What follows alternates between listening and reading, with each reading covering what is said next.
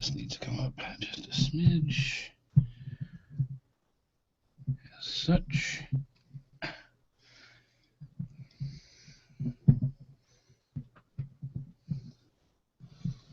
Yes, we move around things. Awesome. I think I've got everything ready. We'll find out.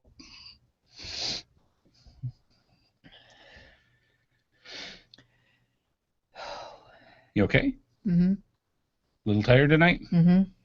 All right, looks like we are live. Mm-hmm. So I will start this, and we should be hunky and or dory. Hey, folks, welcome to the GeoSnippits Reboot Podcast patron pre-show. We are so glad you're here. We just started up. We're not too bad tonight. We're about 5 minutes late, but that's about the norm, I think. We usually get going about 8:05 by the time we get our coffee ready and everything else going. But welcome to the show. This is the show before, let's see, next weekend for the United States is Thanksgiving. So the holiday season is upon us. Yes. As I grab my golden libation of love. AKA coffee. AKA coffee. With his paw prints. That's my cup. Well, hey, you know, you got to do what you got to do. And I get the big boss cup. Honey, you already get the big boss cup. That's just how it is. That's how we roll. You the boss. I am just the flunky. Not really. Good stuff. Anyways, welcome, guys. We got a lot of stuff for you tonight. A lot of stuff. Man, just so much is coming up. Not too much geocaching-wise for us, but we've got a lot of stuff going on in the background. Just different things getting ready for the holiday pre-show hangout, or the holiday hangout that we are going to be having in December.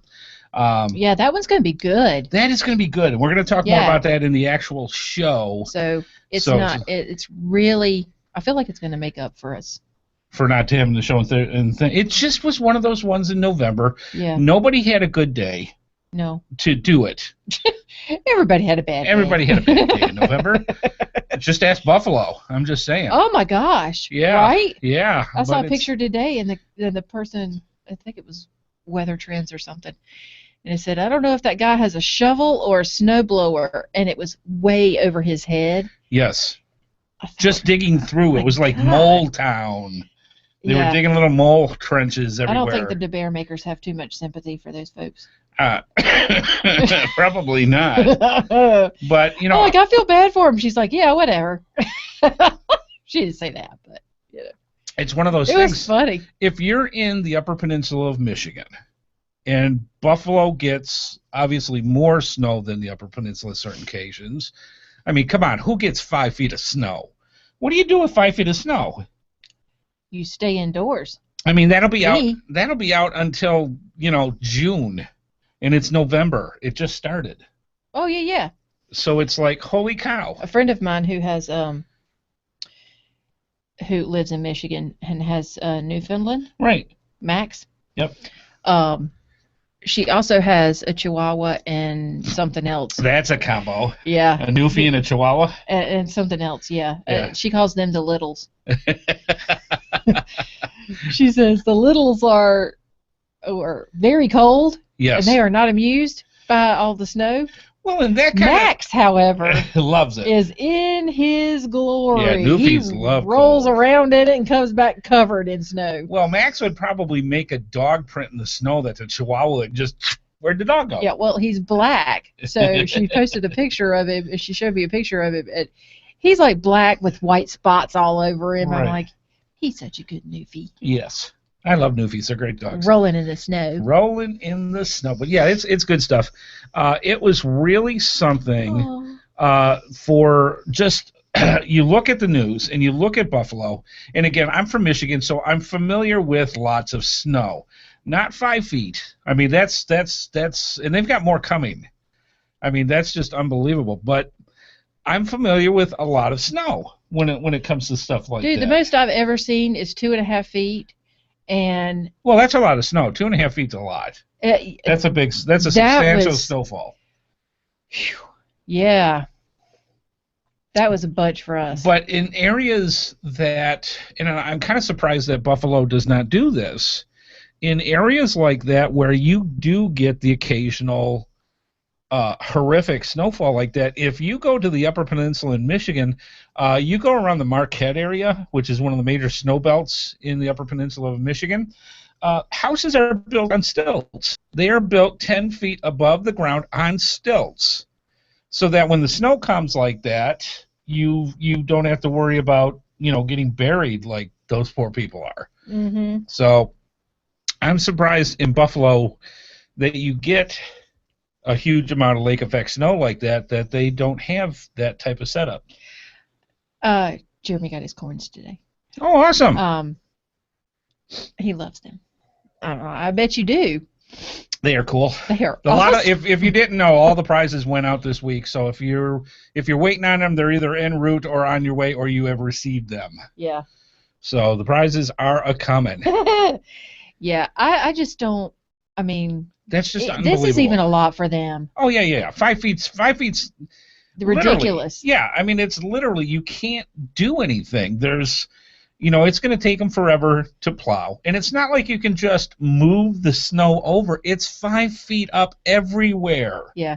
I called a business that happened to be up there, and either I didn't realize it or probably forgot, but whatever. He said, yeah, we're in a state of emergency, so it's going to be next week. At least. Oh. Yeah. I mean, let's. Bad. You can't. Y'all go dig out. You can't shovel over 5 feet. I mean, literally, effectively. You start shoveling, you build your trail. Where are you going to put it when it's 5 feet up already? Your snowblower can only go so far, and that's just your driveway. What do the plows do? Bury your car. Well, the car's already buried. More. The car's 4 feet covered by 1 or 2 feet already. When they actually start digging to get the streets open, where do you put the snow and what do you do? Quebec City. Yeah. Taz was there in March of 2010, uh-huh. and it had 20-foot snowbanks. Yes. And that's basically what they do. They just pile it as high as they possibly can get it, and they've got special equipment to blow it up that high. And you don't park on the street. You can't.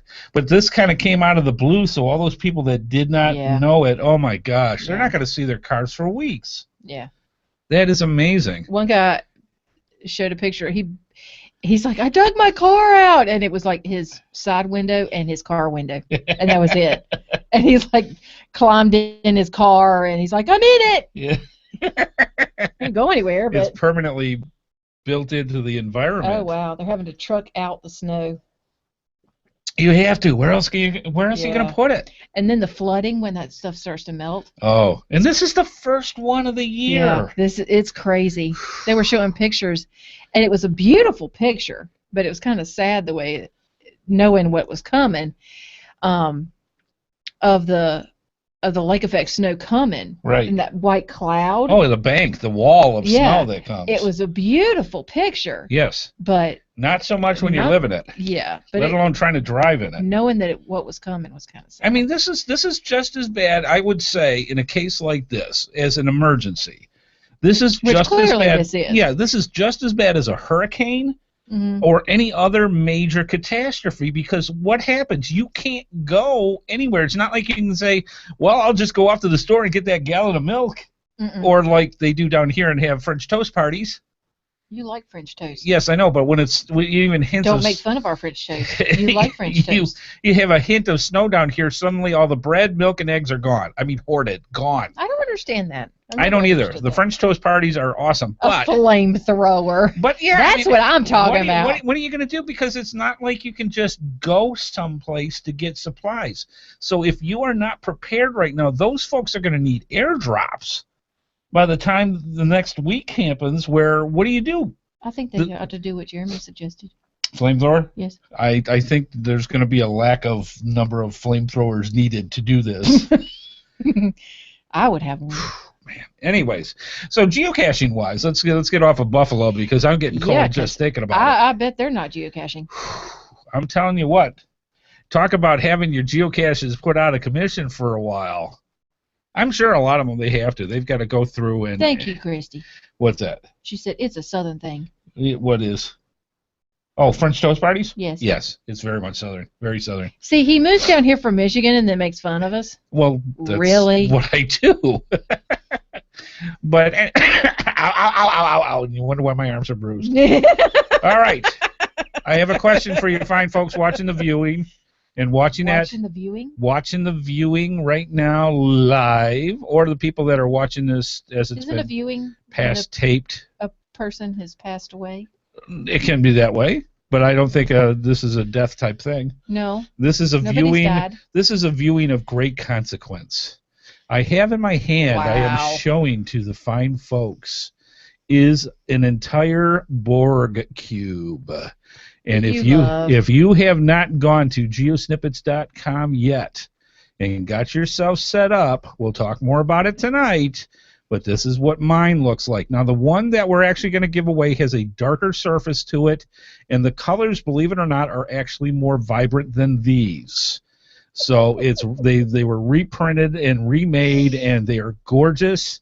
And somebody mid-December is going to win. Thank you, cash-advance.com, who donated an entire board cube. This one's mine. No, you can't have it. I am sorry. But this is what they look like. They are fantastic. It is 6 Geo coins all interlaced together. Oh my goodness, this is one of my prized possessions. I love my board cube. What can I say? It would take my place next to him at night if it didn't have sharp corners. If it's snuggled better, yeah, I'm thinking. No, you're still cute. You're still cuddly. You're still fun. Except, we might as well get into it. People start going into the background stuff in the pre-show. That's why they like watching. You're making me nervous, so you better hurry up with this. Let's discuss how you have a range of about 5 degrees. Oh! Whether she is too warm or too cold. And the coldness has hit North Kakalaki, obviously not as bad as different parts of the country or the world, but we got down where it's actually below freezing for a couple of nights, and during the days it's only been in the 40s. Somebody has been like, can you throw another 6 blankets on me, please? And let's discuss 2 o'clock in the morning in a heat-seeking nose. That absolutely goes ying, ying, ying, ying, ying, ying, ying, right from the small of my back or right in the middle of my back. And then sit there to wake up going, ah! I love winter. Winter is so much fun. I'm just saying. You're like a heat rock. Oh, yeah. Well, that's how it is. Yeah, so that's I'm just... cold, you're warm. Yeah. Which means I have attacks at night from cold. Yes. Mm-mm-mm. Yes. So my show and tell item for tonight, because I actually got an email from the company that makes this. Yes, exactly. And he was actually approached, and I wish I actually brought out, it's DPH Games. And kids, you're going to like this. This is for 2 to 4 players, ages 10 and up. This is called Cache Me If You Can. The ages range, I'm pretty sure. So 8-year-olds may be able to play it. Yes. Little redheaded 8-year-olds. And the owner of the company was talking about this at an event apparently over the weekend, and he was approached by at least one other geocacher that said, hey, you know what, you should tell HeadHardHat about this game. Maybe he'll promote it on the show. And we are already in the works. We are already in the works with this. This is Cache Me If You Can. And this is a board game. And Amy and I, when we actually do get some free time coming up, I don't know where, we're going to try. But I like how it says hazards await in the woods. But this is the geocaching board game, Cache Me If You Can, and this is really, really cool. It looks like it's going to be a lot of fun, and we are going to be giving this away. I haven't decided if we're going to give it away in December or if we'll wait till January for this, so it gives us some time to play it and do a review on it. But we also have some 25% off anything on their site when it comes to DPH games. So we've got a couple of coupons that we're going to be giving away as prizes as well. and you can go and get the Cache Me If You Can game, plus any of the other games that TPH Games Inc. has as well. But this looks interesting. This looks like it looks like an ammo can. I love how sturdy ammo cans can be. I'm just saying. But yeah, this looks like a lot of fun. We will be giving this away as a prize. And my video player just started up. It hit a key, obviously. You can't see it, but we've got it on our screen. I just decided to play a video. A little media player just popped up. Yeah. So this looks like a lot of fun. This has got 2 to 4 players, and I was told the more players you play, the better the game actually plays. And ages 10 and up, and I don't know if they beat physically or mentally. So yeah, it looks like a lot of fun. It says hazards await in the woods. There are an estimated 5 million people geocaching, and now you can bring that kind of fun to your living room. Not the 5 million people. No, but the fun. For those times when you and some friends just want to go on a hunt without going out, now you can. This will be good for those folks in Buffalo. Exactly. Exactly. Yeah, be the first. I've got to try moving my head here now. I got new glasses. He got new glasses. Then I don't have to look over the top anymore, and that's the hardest thing for me to figure out. Be the first one to make your way through the caching areas and collect enough caches and coins to win. It's all here: caches, geocoins, hazards, multi-caches, puzzle caches, muggles, and even a swag store. Just like real geocaching, there are surprises along the way. The game will never play the same way twice. So I'm kind of excited to look at this. This is going to be a lot of fun playing. See, isn't it easier to read? It is a lot easier to read like this instead of I can't really see that far. So yeah, this works out much better. And yes, the progressive glasses are okay to use. Yes. Anywho, so yes, we've got coupons for some winners. We've got this prize that we're going to give away to somebody after we do the review, so it'll be slightly used, and that'll be it's not like we're going to tear it up. No, we'll take care of it. We'll take care of it, except for the time that I just dropped it. So that's my show and tell for today. The other thing that we've got going on that you might be interested in as well is make sure when you go to geosnippits.com and check out up in the menu, and there's a couple of spots on the website for the Sponsors Corner. Yes. There we've got, out of our sponsors, we've got certain things that they want to feature.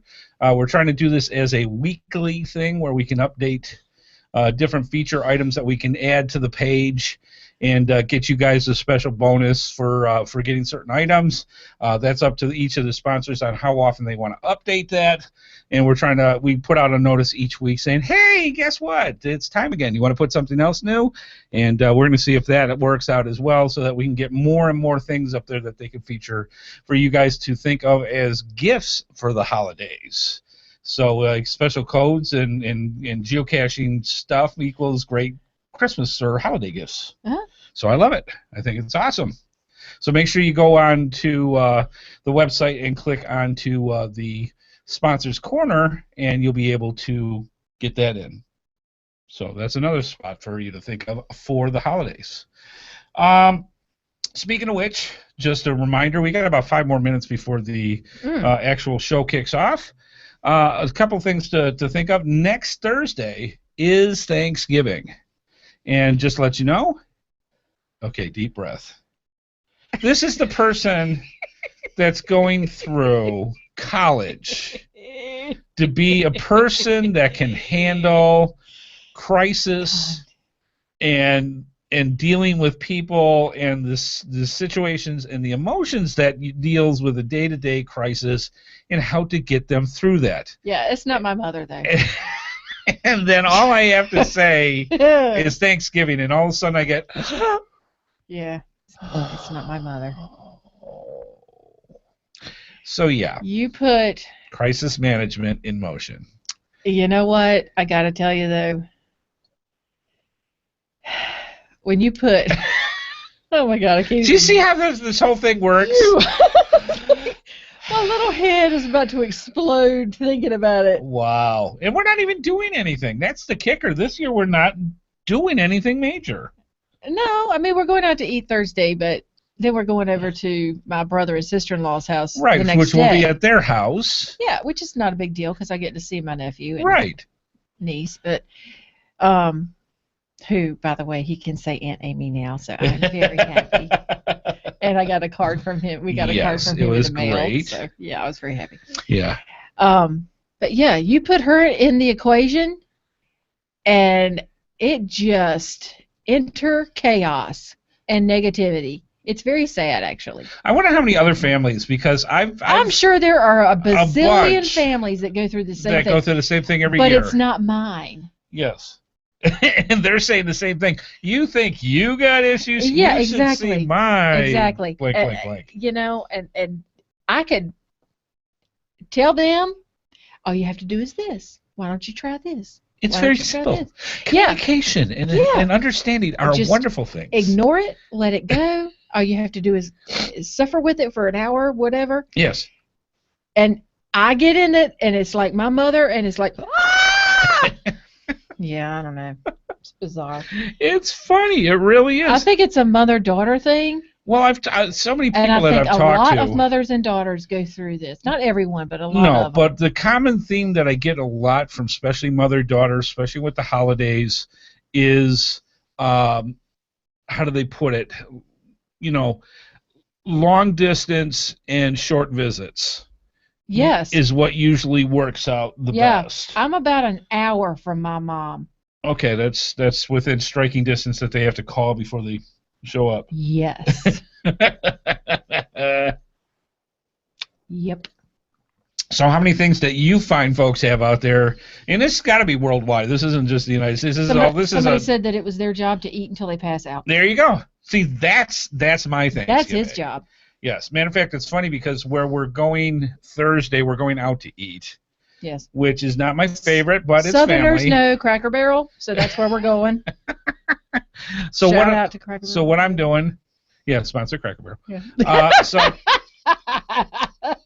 So what I do, loves it when I do that. I have one major thing that I have to have on Thanksgiving. And it's usually about 10 or 11 o'clock at night after the big dinner, after all this stuff. Because that's good for you, a turkey sandwich. I've got to have my turkey sandwich just before midnight on Thanksgiving. It's just a thing. You got to do it. Now, there's different things that you put on your turkey sandwich that is probably very local to where you live. Certain people like cranberry. Some people like mashed potatoes. Some people like stuffing with it. And they actually make a sandwich of it. I'm just a standard white bread, turkey, salt, white bread, and repeat. So that's my favorite thing, is to have my turkey sandwiches. So we'll literally go out to eat. While we're going out to eat, I will have a turkey in the oven. Apparently Cracker Barrel is the best for Thanksgiving. Awesome. Yes. And there's nothing wrong with it. I mean, it's fine for that, but I grew up with a Rockwell family Thanksgiving setting. The closest I got to Rockwell is being able to spell it. All right? I mean, you've met my family. Yes. And apparently I'm not the only daughter who has an issue with her mother. I'm so glad that there's another woman there's a woman in the chat room. I've talked to many that have gone through that. Now, holidays are crazy for everybody, but that's the reason. And just to make the guys are just talking about food. Yeah. That's darn really Skippy. How much whipped cream did you get for the pumpkin pie? Sweet potato casserole. Oh yeah. Pumpkin rolls. Come on. She's making the congealed salad. Okay. That Jello with the. Is that the one with stuff with the hunks floating in it? That makes it sound real good, doesn't it? It's Jello with fruit and the whipped cream. It doesn't have like cat food and stuff in it. The Cool Whip topping with the nuts on the top. Okay, that's good. That's good. It's all good. It's all good. What's wrong with you? Have you ever watched, not Animal House? What am I thinking of with the Oswalds? With Thanksgiving holiday. Anyways, good stuff. Really, really good. Okay, we got about another minute before we're going to start the show. Weird one tonight for the pre-show folks about talking about holidays and congealed Jello with hunks in it, that kind of stuff. Oh, would you stop? He acts like he doesn't like it. He went back for seconds last time. Mm-hmm. So it's not like he doesn't like it. No, I'm food. Hey. I'm not a big fan, but whatever. Jello salad. Yes, exactly. That's all it is. That's all it is. Jello with fruit in it. Yes. All right. Let me get this set up here real quick. Yes. And we are ready to rock and roll for the GeoSnippits Reboot Podcast. Thanks for stopping on by for the pre-show patron. Weird, bizarre, family bashing, food talking. You got to do what you got to do. They're still posting pictures of food. Yes. It's the men. Yes, it's what we do. It's like, hey, food, fried turkey. We gotta have salad. Yep. There's this. We gotta have the food, man. They're like, oh, my mom does this. We don't go for the socialization. We go for the extra helpings. I'm going to see Grayson. Okay. And Abby. But do you actually have? Okay, guys, raise your hand. I know we can't see it, but how many guys wear expandable pants when they go to Thanksgiving just because they can untighten their belt? It doesn't matter because most of the men just unbutton their pants. Oh, that too. That's not just a Southern thing. Everybody does that. Right. Awesome. All right, running a little late, but that was worth it. Thanks for stopping on by for the pre-show. We really appreciate it. It is now time for me to clear my throat and get moving on from there. What's that? I'm so glad Christy's here. Yes. She is on my side. Awesome. All right. Let's move on to the GeoSnippits Reboot Podcast, already in motion. Let's move on.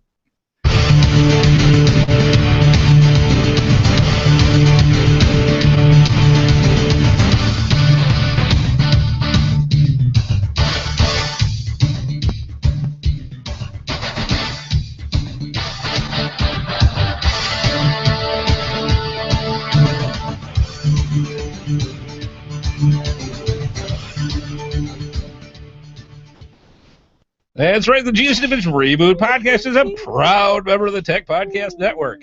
If it's tech, it's here. Hey, folks, welcome to the GeoSnippits Reboot Podcast. We are so glad you're here. Yes, we have been talking turkey the next half hour. That went by quick, too. Discussing all the different things that deal with your holiday feasts. And for the United States, Thanksgiving is the creme de la creme of pig outs. It just is. Food holiday of the year. I mean, you can besides Christmas, but really Thanksgiving's it. I thought Halloween was good. Oh no, it ain't got nothing on Thanksgiving. That's the candy holiday. Yeah. So that's the sweet. So that now we need something salty to cancel it. So that's why we do Thanksgiving. No, that is like the Mac Daddy Mamma Jamma food holiday. It is the days that make the daughters sweat if their turkey is dry, and the mother-in-laws to give the nose down to it doesn't matter how good it is. It's not good as my stuffing. So it's one of those. As long as you put oysters in that stuff and the dressing, I really don't care. Moving on, because we'll be talking Food Network this whole show. It is November 20th, 2014. The next hour or so, both co-host Amy, the HeadHardHatress, and I will bring you some interesting information and tidbits about the game, the sport, yes, the obsession known as geocaching. And yes, we love throwing in all sorts of other tidbits of things that go on in our lives. And let's face it, next Thursday is Thanksgiving. We're doing a show.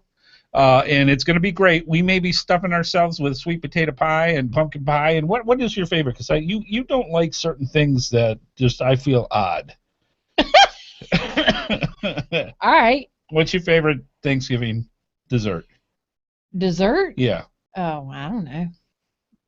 Well, you're a bundle of information and fun. Well, no, seriously, a pumpkin pie? Are you a cake person? Oh, no, I'm not a... No pumpkin pie? No. I don't like pumpkin. I didn't know I married a commie. I am sorry. I apologize to all the normal Americans out there that love pumpkin pie with their Cool Whip, or Cool Whip with a flavoring of pumpkin pie. Yeah, she doesn't like pumpkin pie. No, I don't like pumpkin at all. I'm not a big pumpkin person. I do have pumpkin lotion, but whatever. That's not even. That's another show. Anyway, I love apple pie. I love. All right, that's not bad. With I a la mode love- or plain? Yes. I do like that. And chocolate chess pie, pecan pie. Okay. Yeah. Okay, so you do like some of the basics. You're not a complete cummy pinko. No. Okay, but still, doesn't like pumpkin pie. No, my dad, however, Yes. loves pumpkin pie. Yes. So I do have the genes. Okay, the potential of pumpkinness. Yeah, I can smell it. Wow. Good stuff. See, in the back of my head, this is the guys are like this right now in the chat room. They're throwing up pictures of food. They're talking about all the cool stuff they're going to eat. In the back of my head, just saying pumpkin pie, I'm thinking pumpkin pie, sweet potato pie, pumpkin rolls, pumpkin cakes, and on it goes. So I'm going to have to eat something after we're done with this. Let's get into geocaching things, though. Not too much geocaching this week because, baby, it's cold outside. And the thing that we'd love to say, and we mean from the bottom of our heart, at least we're not Buffalo. I mean, that's holy cow, the amount of snow that got dumped on those poor people. I really feel sorry for them. And we've always had, I'm from Michigan, hearing about snow in Buffalo is very commonplace and a common joke there, but 5+ feet of snow is nothing to joke about. Yeah, I 6 inches and I'm pretty done. I don't even have a snow shovel. Does that tell you? You didn't even have an ice scraper. No. When I came down here? No, yeah, no. No, I said the happiest day of my life was giving my father-in-law my snowblower. Yeah. You don't need a snowblower down here. But, yeah. Yeah, lots of snow, and I I hope they're able to bury them, unbury themselves. Well, what do you do with 5 feet of snow? And there more's coming. I think they're talking 6, 7, 8 feet. Well, it's just starting. Yeah, and it's November. Yeah, holy cow! That's what I'm saying. This is the first snow. Yeah, and if they suddenly get a warm snap. Oh, the flooding that is going to ensue. Yeah, is not going to be nice. Yeah, awesome stuff. So just be careful out there, and for all our geocaching friends out there, just everybody keep warm, stay safe, and we'll very safe. Don't worry about stuff. Just be safe out there. That's all we care about. Let's see, something new that I put out on Google Plus this week that I thought was really cool, and we're starting to get responses. Yeah, this is funny. And what this is it dawned on me where I was just kind of brainstorming some different ideas to do for the show, and one of the things that we've always talked about is family geocaching. But we never got into the kids themselves actually asking geocaching questions. And I thought, what a cool way to do this. And we're going to do a show that we're gathering stuff together. And the way this works is if you want your kids involved in this, and we'd love to have them on there, absolutely, is to have your kids come up with some geocaching questions. Mm-hmm. And when you send them to me, send it to gsreboot@gmail.com. That's gsreboot@gmail.com. And in there for the subject, just put, "Hey, HeadHardHat," in the subject line. And then write the questions, because I know kids have more than one. Yeah. Write the questions in the verbiage of the kids. Usually starts out with why. Yeah, don't adult it up. Put it just the way that the kids are putting it, and have them ask HeadHardHat questions about geocaching. And I put this out on Google Plus a few days ago. We're already getting responses. They are so cute. And we're going to put a whole show together. So if I haven't answered you back, kids, the reason is because Uncle HeadHardHat's getting all this stuff together. Uncle? Yes. And we're gonna go put out. That's weird. No, I've been uncle for so many kids. It's ridiculous. And so just go out and ask the questions, and we'll do a whole show called Hey HeadHardHat, and we'll just have the kids ask questions. Now, the other thing that kids love to do is draw. Case in point, we just got a cute little drawing from our nephew that sent Uncle Andy and Aunt Amy a cute picture. Have them draw a geocaching picture and scan it. Send it with the question in the email, and we'll post it up in the video. If you can. Yeah. And we'll post it in the video while we're doing the show, and go that way, because I think those are cute. And so anyways, it's called Hey HeadHardHat. It's a kid's point of view of asking questions about geocaching. It's going to be adorable. It really is. The questions coming in are already cute. So we'll start that, and we'll get as many as we can, and then we'll do a show, and we'll just keep it going. And maybe every 2 or 3 months we'll do a show for Hey HeadHardHat to get the kids' point of view, because it really is a lot of fun and it's cute. All right, Miss Amy, why don't we tell the fine folks about the December holiday hangout, which is coming out in, wait for it, December. Awesome. All right, there's going to be apparently special discounts. I know we're going to be giving away some prizes. Yep. And since we're already talking about food, I thought this would be really, really fun, and I know one individual who's in the chat room will love to do this. Find your favorite recipe to share with the whole group. Yes. So that would be awesome. Yeah, so the idea, this is going to be a special, extra special holiday hangout for the patrons. So if you're not a patron, donate whatever you can donate. Get yourself in the patron program so you can come to this hangout.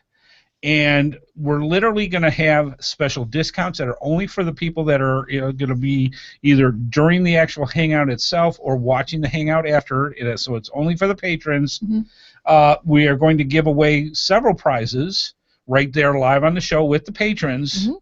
And we want things to do. So we're looking for cool things like holiday recipes, your favorite holiday recipe. And the reason why it's so exciting is because we have so many patrons from literally around the world. Mm-hmm. So give us your favorite. We're going to tell you how to do this in another couple of weeks. You're going to send in your favorite recipes from around the world. We're going to put it all into one collage, and we're going to give it to everybody who goes to the show.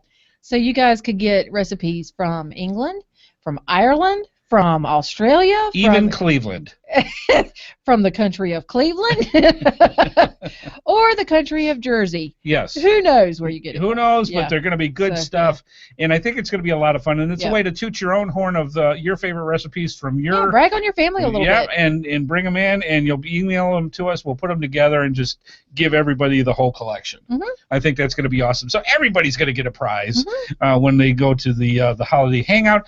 But the only way you can do it, become a patron, and we will get you into the. I should really become a patron. That would help. Mm-hmm. I would yes.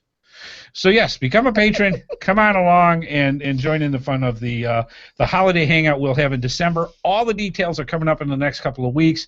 We'll tell you when it's going on, and you may not even have to participate if you can't, because we know how the holidays get. Yeah, exactly. But you'll still get into some of the goodies that goes along. You'll definitely get into the goodies if you're actually there live while we do it. So that's a lot of fun. Great stuff. Okay, so you're saying to yourself, they got cool stuff all the time.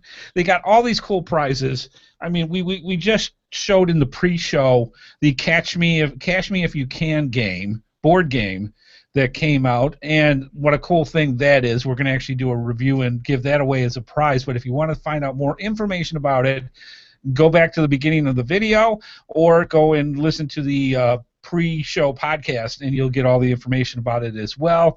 It's a cool board game called Catch Me If You Can, and we're going to do a review on that in the next few weeks and give it away as a prize. It's cool things like that. All the great prizes we're going to be giving away now until Christmas and the end of the holiday season. It's going to be great. We got so much stuff planned for you guys. It is just going to be awesome. And you may say to yourself, you may say, how do I get into this? How do we find out more about Amy and Andy? How do we get into their social networks? How do we find out more about the show and all the cool things that are going on? Well, it's very simple. All you have to do is watch us during the live feed and join us in the chat room by going to www.geosnippits.com on Thursday at 8:30 p.m. Eastern Time. Also, we have all our social media links. So if you go to geosnippits.com and click on social media links, everything that we have, all the social media links you could possibly think of, and probably a few more that you didn't even know about, you can find out about Amy and myself, or for the show itself. So if you're into Facebook, Amy does a lot of things that she does through there. I do a lot of research from geocachers with Google+.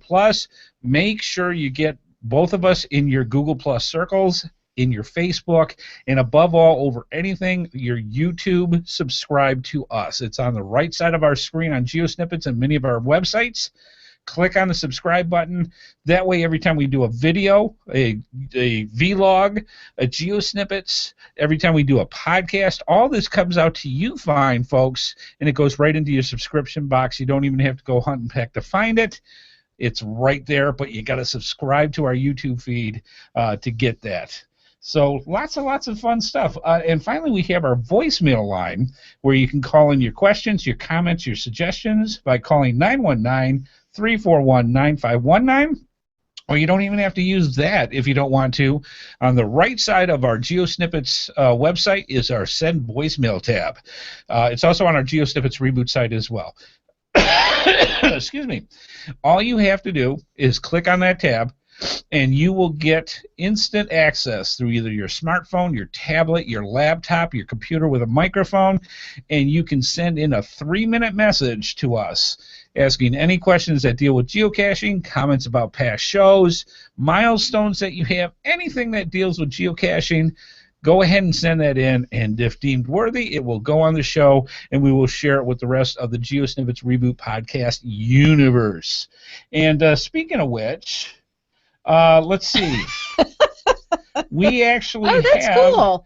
We actually have viewer feedback, and it's from Ethan Conley. And, who knows my weakness? And he is going to, hang on, he's got a question here, and I'm going to send this off right now. Here comes Ethan Conley. Maybe. Okay. Hi, I was just wondering if you guys had any tips for a emergency or a medical kit for a dog. I watched your episode 25 Reboot Podcast, which you guys told me to watch yesterday, I think it was. I sent you a YouTube message asking for tips for geocaching with dogs, and so I watched that, and it was a really good episode, so thanks. But I didn't see anything on like medical kits or anything, or hear anything on medical kits, and so I was just wondering if you guys had any experience with that. So if you could get back to me on that, I'd be very appreciative. Thank you. Nicely done, Ethan. That was very well done. And it's as simple as that. That was done on SpeakPipe, just like we do with the other stuff. And to answer your question, Ethan, we looked out on, now he was referring to GeoSnippets episode 25, which we had Ed C. Biscuit on, who is a geocaching team of a geocacher and her dog. And Linda is a friend of the show. She's fantastic. And we did a whole show about pets and taking them out geocaching. Now, one of the things that they did not talk about is first aid kits for that. Now, we talked a little bit about some of the things you need to be careful of and cognizant of when it comes to the actual taking the dog out and keeping them safe when it comes to that. But we didn't actually talk about what happens if they actually get hurt. Mm-hmm. And that's what we're going to talk about here. So we went looking around, and of course we looked at the Humane Society website, and in there they have a whole thing about pet first aid kits. And we're going to have a link for this in show notes. So for show number 89, we will have this in the show notes when you go to take a look at them. But just different things that they had. Some of them are common sense.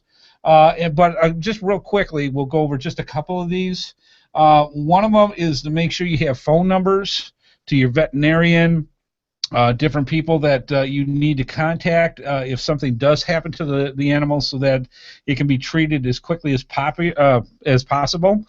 Some of the other things you want to do is make sure you have all your paperwork when it comes to making sure vaccinations, different types of any information that's going to be where if something happens to the dog or something happens where you can actually, you need to have that kind of information. Go ahead, Amy.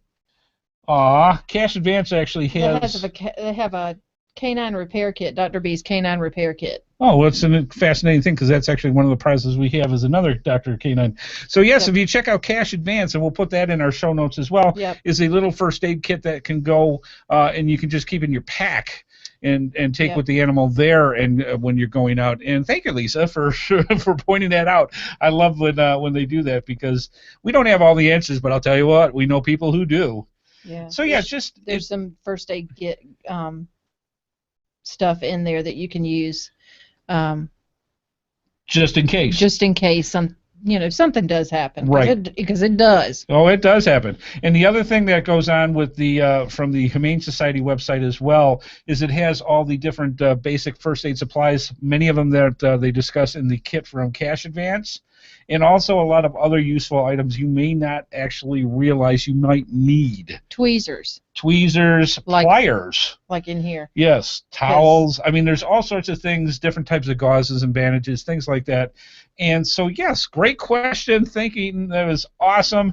And yeah, check out on the website for all the information. We'll have the Humane Society and the link for the Cache Advance doggy first aid kit too. That is so and please, awesome. please do not, just because it's okay for you does not mean that a drug is okay for your dog. Right. Like Benadryl is okay for a dog, but aspirin is not. Oh, I did not know that. So just because you can take it doesn't mean that your dog can take it. Ah. So the main thing is check with your veterinarian. Check with your vet. Be sure you have your vet's number, poison control number, are the two numbers. If you don't have anything else, have those two numbers on hand with you. Right, because not only there might be some medications that you can give to animals, the dosage is very important. The dosage is extremely important. Yeah. All right. So moving on, we could do a whole show on that, and I may do that. So thank you again for that. Thanks, Ethan. Awesome stuff. Okay, I have this. Yes, I love showing this. This is my thing, and as they say, resistance is futile. This is my Borg cube, and it is six, count them, 6 Borg geocoins that turn into this awesome cube of geocoinness. It is so great. You got to turn that snow off. So anyways, it's really cool, and you can win this. This is the whole point. You can win all 6 Borg geocoins from between now and December 17th if you go to geosnippits.com and send in an email to the subject line of Borg Cube Contest, the gsreboot@gmail.com, and in there include your geocaching sign-in name and a valid address. If you get your entries in by 12 noon Eastern Time on December 17, 2014, which is a Wednesday, you will be eligible for a drawing. And you might be saying to yourself, but hey, wait a minute. One's all we get for an entry? And the answer is... Why are you whining? Because it makes it more sympathetic. Anyways, yes, 1 entry per person, but there are ways around this, aren't there always? You can get some additional entries to the Borg contest if, 1, you become a patron. If you're already a patron, you're automatically, if we find an entry from you sent in to the contest, we will put 2 entries for you because you're a patron. So now is the time for you guys to figure out if you want to be a patron or not. I say be patron. Become a patron, get that second entry in for you. If with your entry you send in a photo of yourself with a Borg theme and a GeoSnippits Reboot Podcast logo in the photo, you get an extra entry for that one as well. And finally, if you do a review for the GeoSnippits Reboot Podcast with either iTunes or Stitcher, you'll get an entry there. So you have a possibility of 4 entries if you do all 4 things. But it's got to be done by December 17th to be eligible for all that. And I'm telling you right now, we've got a record amount of entries in already. So improve those odds, become a patron, and good luck to whoever wins the Borg Cube Geocoin. Wah. All right, let's move on.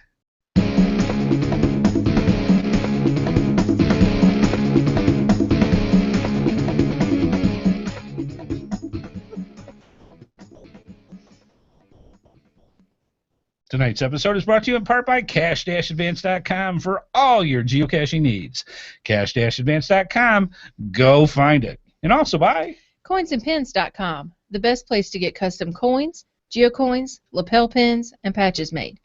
Go through our GeoSnippits links and use the promo code HeadHardHat for a 10% discount.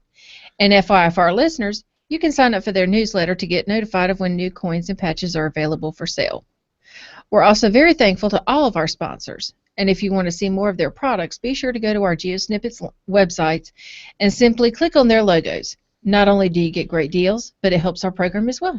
Not only that, we also have on GeoSnippets.com for the rest of the holiday season, we have what is known as Sponsors Corner.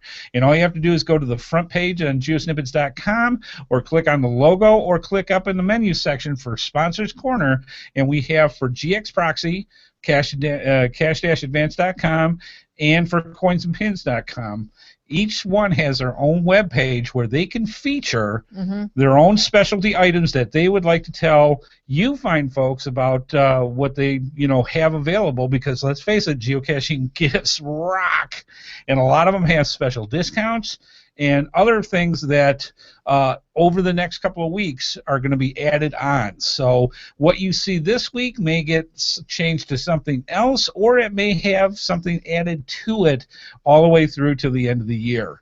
So Sponsors Corner, check it out. It's on the GeoSnippets website, and it's a great way for you to get special discounts and special ideas from our wonderful sponsors, and we want to thank them as well.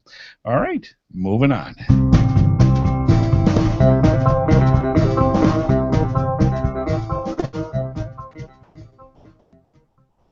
Yeehaw! Yip, yip, yip. Knowing geocache sizes and winter geocache maintenance, GeoSnippits Reboot Podcast, episode 89. Do you realize we are 11 episodes away from the big 100? Yes. Holy cow. We are going to make a special episode of episode 100. We're going to have special guests. I have something to do that night.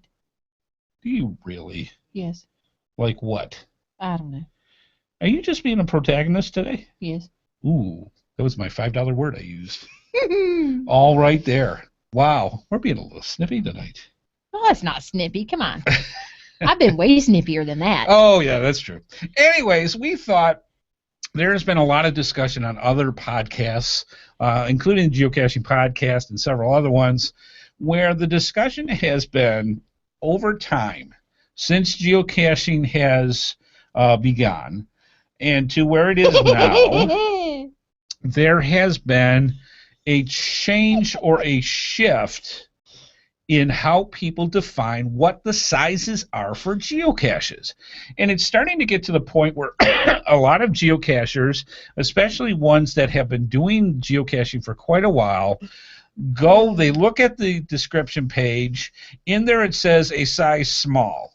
Okay, now for any geocacher that's gone for a while geocaching and they go size small, they go, okay, and they have a picture in their head of what that means. And yet you go to actually find the geocache, and it's actually a micro. Because the person who went and did the page itself didn't understand the specifics and mismarked how the page is, or how the geocache actually is, as opposed to the size that says that. Mm-hmm. And that will mess up a geocacher big time. Because let me ask you, for a case like this, if I'm looking for a micro, what's the first type of container, before you even start looking, what's the first thing that pops in your head if you're looking for? Bison tube. Okay, a bison tube. Good choice.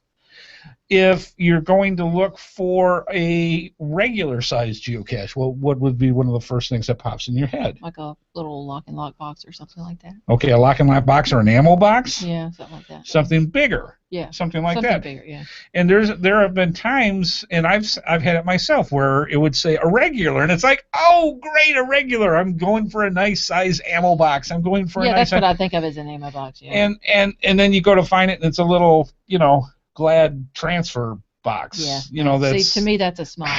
Yeah, and that's the whole point. And I think with time, where there have been so many geocachers that have gone through and have incorporated themselves so quickly into geocaching, they haven't taken the time to understand the basics like we did when we first started. Okay, me, as opposed to you that started 2 years ago. But you know what I mean. Oh, the look. I'm getting the look.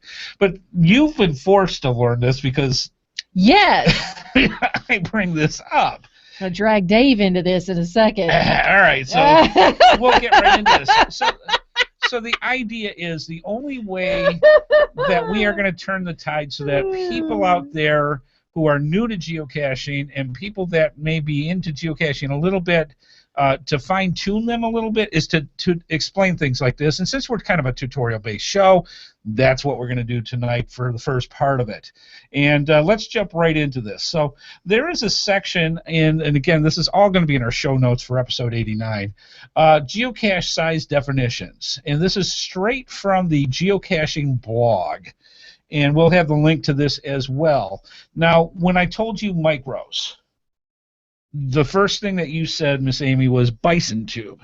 Yes. All right, so what I've got here tonight, and for the people watching the video, you're going to be able to see this very well. And then for the people listening to the podcast, we're going to describe this as... Oh, I like this one. Okay, hang on. So this is the first thing. Okay, this is the first thing that Miss Amy was talking about. Now, this is a black bison tube. Yes. And it is, you know, about 2 inches tall, and it's got probably about a ½ inch size width or diameter. Quit squeaking the thing because I need to show that next. I can't help it. I'm not Quit playing squeaking with it. the stuff. All right, so this is a bison tube. This is a micro. So why don't you tell the fine folks what the actual definition is, and there's going to be a test. That's why I'm going to have you do this. Yes. Tell them what a micro is described as. Okay. Tiny containers that most likely will only hold a log sheet. Example, a film canister. Okay, so now this is a bison tube. Now, if you'd be so kind to hold up the thing that you're holding, which is a pill bottle right next to mine.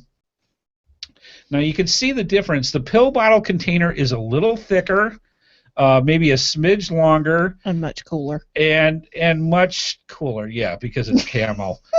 It's a little bit bigger, but it's still a micro. Yes. Now, let me ask you a question with this, and you can hold that right there, because this is a great example. One of the ways that you can say, is this a micro or is this a small? To your right is your little geocoin. Get your little geocoin. Now, can you take that geocoin? Will that fit in that container? No. Okay. If a geocoin does not fit in the container that you're trying to figure out the size to, it is a micro. It is not a small, it's a micro. So the thing that you want to remember is that for a micro size, if it only fits a log sheet and a geocoin does not fit in it, it's a micro.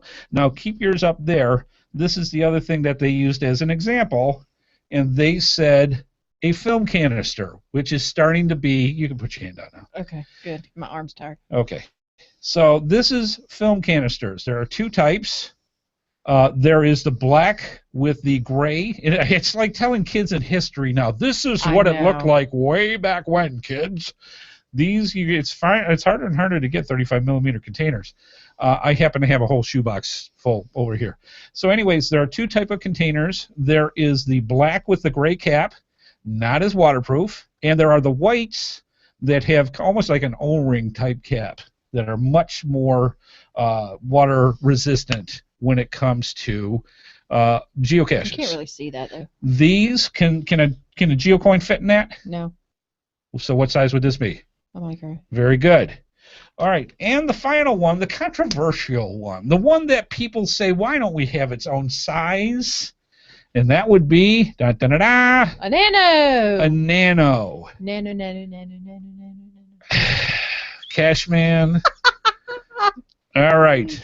Now, if you can see from the description we have here, I've always told people a nano cache is about the size of your pinky fingernail.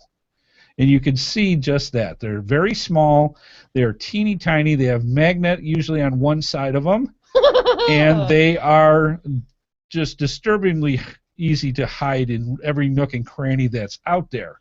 Can you fit a geocoin in this, Miss Amy? No. So what size would it be? Micro. That's what I'm trying to instill to you fine folks. Micros. That's the new film canister. Wow. That's an SD card. Yeah, the SD cards where because when you buy a smartphone, you use the micro size SD cards, which are teeny tiny, but they give you the container that you can plug it into to put into larger slots. And so those are we got two right here that people are starting to use apparently as geocaches. But this is the definition. Yes, exactly. This is the definition of micros. And so that's what we want you fine folks to remember, is that if it can't fit a geocoin in it, it is a micro. Let's move on to the next one because this starts getting controversial. Why don't we talk about smalls? Just big enough to fit a sandwich. Holds a small logbook and small items. Example, a small plastic container. Note, please do not put a sandwich in your geocache. Yes, no food in your geocache. Now, just as a characteristic, I'm overdumbing this, but I'm doing this on purpose. Can you put a sandwich in this? Unless you're a Smurf. Seriously, for a 35 millimeter, can you put that in? There's a reason why I'm saying this. No. No, you cannot put a sandwich in a 35 millimeter. This is not a small. This is a micro. This is the distinction that people are having problems with, and that's why we're trying to push this in so much. Micro sandwich. Small, you can put a sandwich in. Let's show some examples. A sandwich? A sandwich. So, for example, a soup container. These are great because they are waterproof, because they are made for carrying liquids. Now, granted, this is the size. This is a very small soup container. You can't really put a sandwich in there. No, but it gives you the idea. It's bigger than a 35 millimeter container. This would be considered a small. Why? Technically, you can't put a sandwich in. No, but what can you put in this? Soup. I'm talking about geocaching. Right Sorry. there. What can you put in this? Right there. The coin. The coin fits in this. Yeah.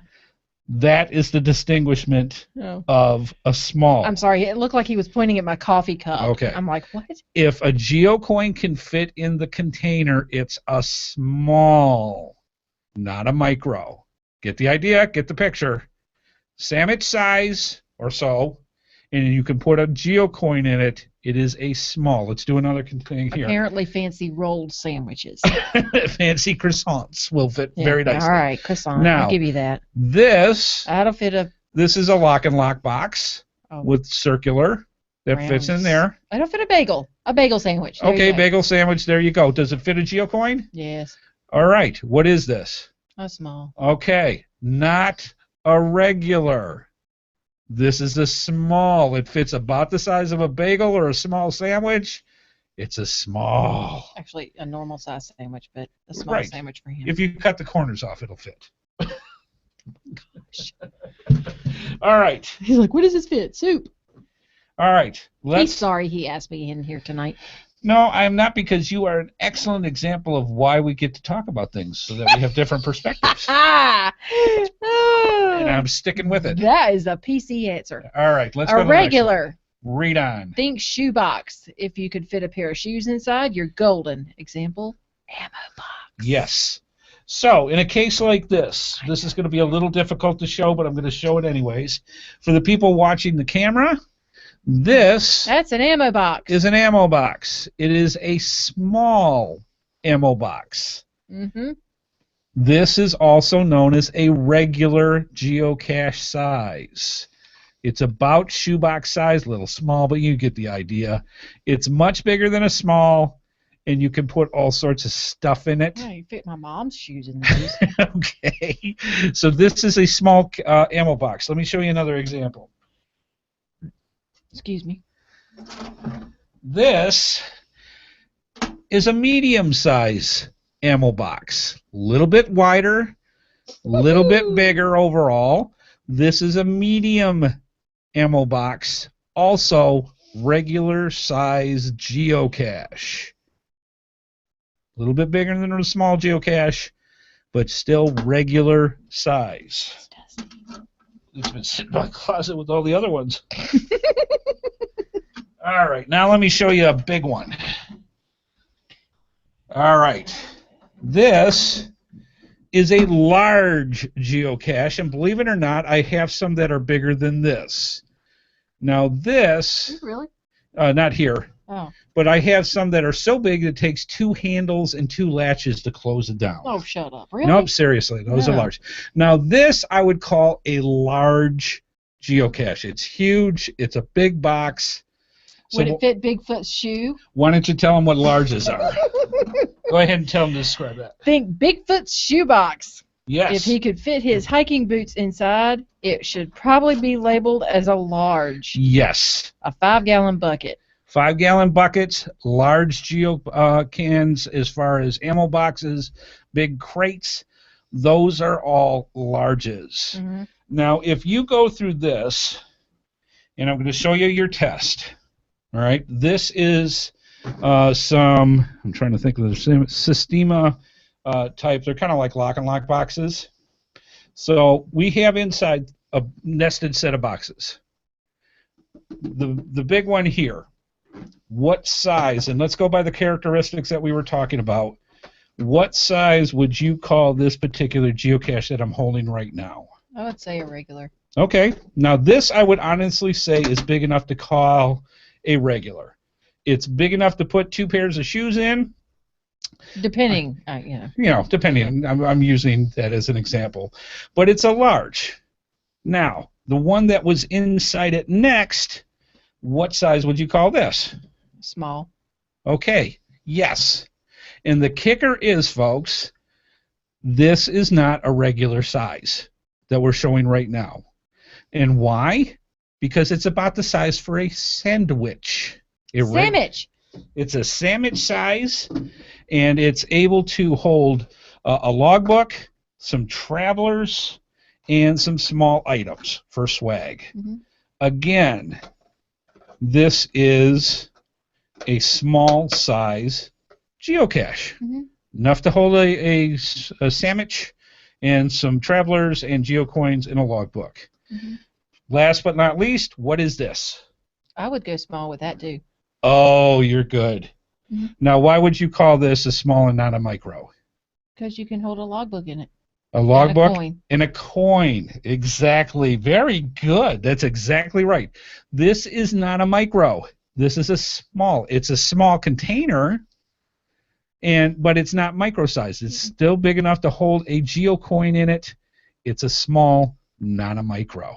Excellent. Very well done. I'm smarter than I look. I can say that with many sets of self-assurance and knowing that. You are a smart lady. Good stuff. All right, you know what? I was going to do a second part on winter winter maintenance, and there's just no point. We spent a lot of time just talking about sizes. We'll save the winter maintenance for another show. And go after from the there. people in Buffalo dig out. After the people in Buffalo dig out. But we hope you really enjoyed this, and just to help reaffirm what it means to accurately describe and define your size of your geocache. Why? Because it goes through and it offsets geocachers if you do not correctly put the right size. So excellent job. They don't like it.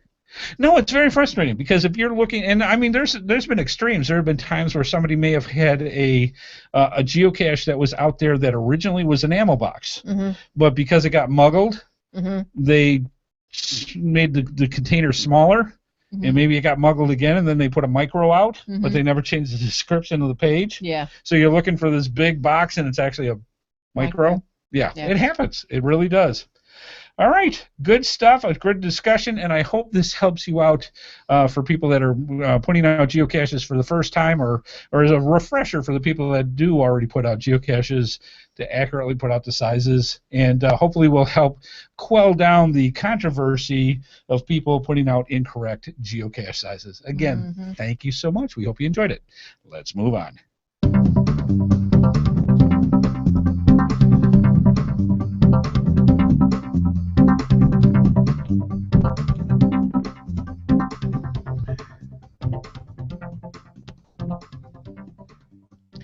Your support helps keep all the GeoSnippits Reboot shows running along. Please consider making a PayPal donation through the link on our website to support our efforts and your ongoing entertainment. From all of us at GeoSnippets, we thank you. Absolutely. Okay, I'm not going to spend a whole lot of time on the Patreon program, but you found out just by the different things that we were talking already the importance of why you're going to want to get into the Patreon program, especially for the Board Cube contest, for the holiday hangout that's coming out, and all the other things that will be coming up during the holiday season. Being a patron is our way of saying thank you to you for supporting our show, and also you get to reap the benefits and the rewards by picking out different types of rewards in the Patreon program. And to find out all that information, excuse me, all you have to do is go to www.patreon.com/HeadHardHat, or go to GeoSnippits or any of our other websites and click on the Patreon logo, and it'll take you to the page, and you can check out all the different rewards. And just real quickly to let you know, the more, or in other words, the higher the amount that you give, and the top one, the hardest one out there, is $52, which is $1 a week. Every time we put a show out, it takes $1 out. So $1 a week is the highest one that we have. Not only do you get the benefits for that one, you get all the other ones. They're nested.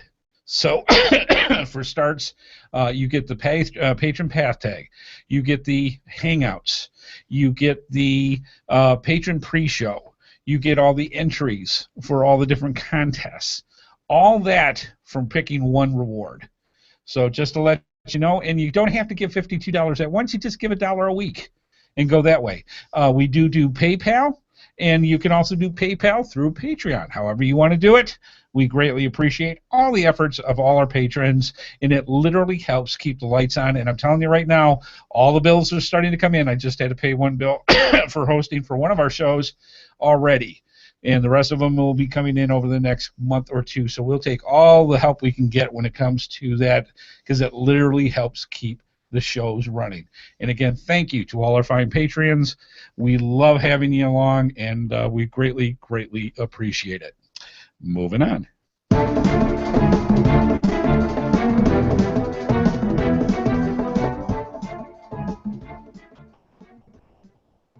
All right, time for some really good fun. Time for the GeoSnippits Geocaching Cache Dash. Now, the way that works is very, very simple.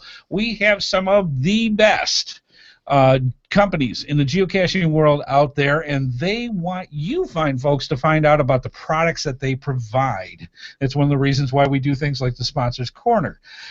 To do that, they go and they give us a bunch of their products where we turn them around and turn them into prizes and give them back to you. That's a GeoSnippits Cache Dash, and we do it each and every week. And Miss Amy, why don't you tell them about episode 88? All right. Gonna show them the prize. Yes, please. Awesome. All right. It's a UV flashlight with batteries. Mm-hmm. And It's these are very awesome. useful. They are great for puzzle caches, Night caching, night caching, all sorts of different cave things. caching. Yep, and this is awesome. Tunnel It has the caches. very cool blue light that you can see only certain ultraviolet inks for, so they are great for puzzle caches, things like that. This is something you're definitely going to want to have in your geocaching pack, and that is the prize for episode 88. And what was the question? The question was, when it comes to UV light, what does UV stand for? Awesome. And the answer is ultraviolet. Excellent. All right, so this is how this works. I'm going to turn on my my tablet here. There we go. And I have a random number generator. And what that does is it has a number between 1 and the total number of correct answers of which we have brought in for episode 88. And I'm going to press the magic number here, and it's going to give me the random number. And Miss Amy's going to use her magic geocoin, and she is going to flip it to see if it's either heads or tails. Now, the way this works is if the if the answer, or if the coin comes up heads and the random number, say, is 4, it's not 4. We will count from the top of the list down 4. 1, 2, 3, 4, and that will be the winner. If it's tails, we'll count up 4 from the bottom, and that would be our winner. Miss Amy, are we going from the top of the list or the bottom? Bottom. All right. So we have, and let me make sure we've got the right answer here. So let me mark it and go from there. And let's see, ultraviolet is the answer, and we have Anne, and I'll put this over here for you, Anne Raposa. Anne Raposa, that goes by Giddy Up. Anne, congratulations, you won a very cool ultraviolet light. And what we ask, Anne, if you would please send back to us the gsreboot.gmail.com address that you just sent your answer to. If you would send us your address, we will get that prize out to you as quick as possible. Again, congratulations to Giddy Up and Raposa. You won that fantastic prize from gxproxy.com. Now, you might be saying to yourself, holy cow, they are giving away cool stuff, and they continuously give away cool stuff. We are up to 89 different prizes, not including the stuff that we give away live. That's a lot of prizes. And we, just love doing it, and we try harder and harder to get better and better stuff, and it comes through, and you can tell by our sponsors the cool stuff that we ever to give away. Mm-hmm. So to do this, you say, how do I get into this? It's very simple. To be eligible to win a prize from the Cache Dash, all you have to do is send in a correct answer. Now, the one for episode 89 has to be in by Wednesday, November 26, 2014, and you email it to gsreboot@gmail.com. That's gsreboot@gmail.com. In the subject line, you put Q1 for question 1, episode 89, and you send your correct answer and your address to us.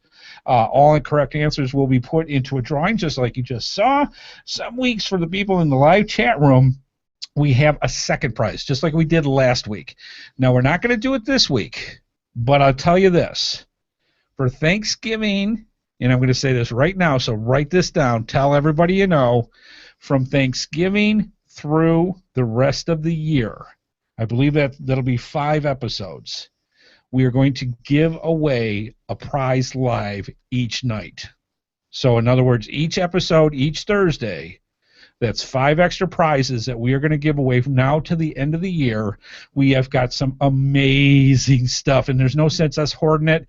We want to get it out to you fine folks, and it's going to be great. So each night for our show on Thursdays, we are going to give away live through the rest of the year, starting next week on Thanksgiving. So make sure, that'll give you your incentive to stop on by, and the only way you can win it is if you play it and you're here live. So that's how it goes. But we do have, for episode 89, an awesome prize, an awesome question and an awesome prize, of which I did not write any information down into the show notes. So I'll just sit here like I have been. All right. And I'll show you the cool stuff. Yeah. This is what the prize is. This is so cool. This is from cache-advance.com, and this is a Dr. B's newbie kit. This literally has a what size geocache, Miss Amy? I don't know. I can't see. That's the container right here. Oh, it's small. Excellent. So it has a small container with all sorts of different things in here, including, all right, it has. You don't have to do that anymore. I know it. It has a trackable, Right in the Rain log papers, stash notes, and logbook. Let's see. We've got permanent marker, geocaching sticker, decryption key, geocree pencils, leave no trace hang tag, and assorted plastic bags ready to go. Newbie kit. Put out your first geocache or your next one. That is the prize for episode 89. What is the question? What is the main object thought for its size to distinguish a small geocache? All right. For our listening, for the people that are paying attention tonight, one is the object we described that signifies that the size is a small geocache. Send your answers in to gsreboot@gmail.com for episode 89, and we will find out next week who wins that very cool prize from Cache Advance. All right. Good stuff. Let's move on and wrap this puppy up.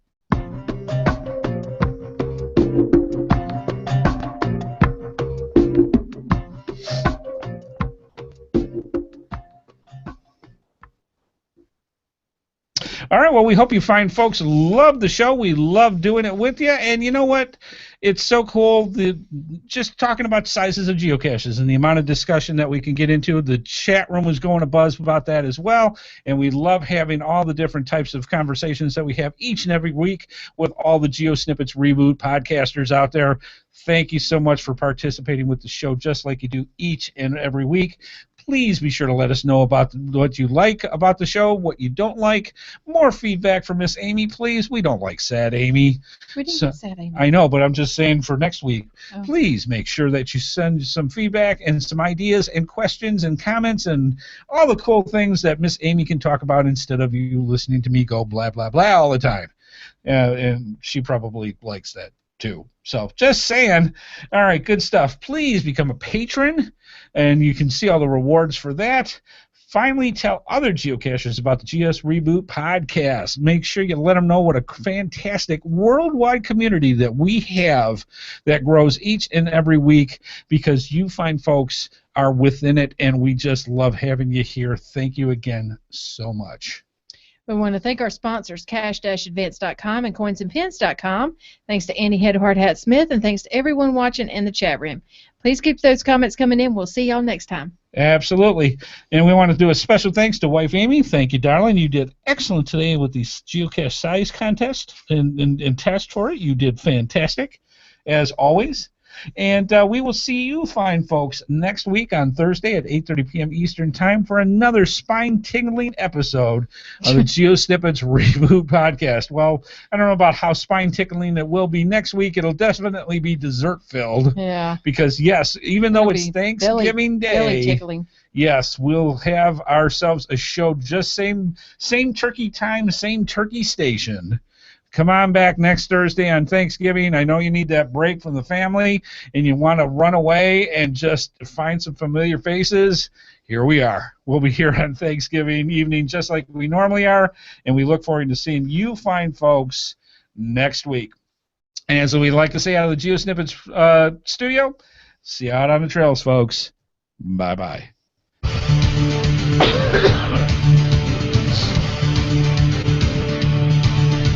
Please be sure to join us each and every Thursday at 8:30 p.m. Eastern Time for another episode of the GeoSnippits Reboot Podcast, right here on the GeoSnippits website at www.geosnippits.com. The video version of our show is available on YouTube, and the audio version is available on iTunes, Stitcher, Blueberry, the Tech Podcast Network, and many of your favorite podcatchers. We love hearing from our viewers and listeners, so please leave your feedback by emailing us at gsreboot@gmail.com. Visit us through our social media sites and contact us via our voicemail line at 919-341-9519, or use our website Send Voicemail tab. GeoSnippits Reboot is a HeadHardHat production and is produced by Amy and Andy Smith. This show is copyright 2014 by Andrew T. Smith. All rights reserved.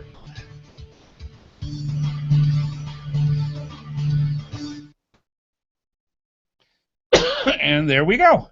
Yes. Good show. Awesome Yes. stuff. It's amazing how much you can get in talking about, just simple as geocaching sizes. But I'll tell you what, there's a lot of discussion going on out there that says, no, that's not a small, that's a regular. No, that's not a regular, that's a large. No, that's a small.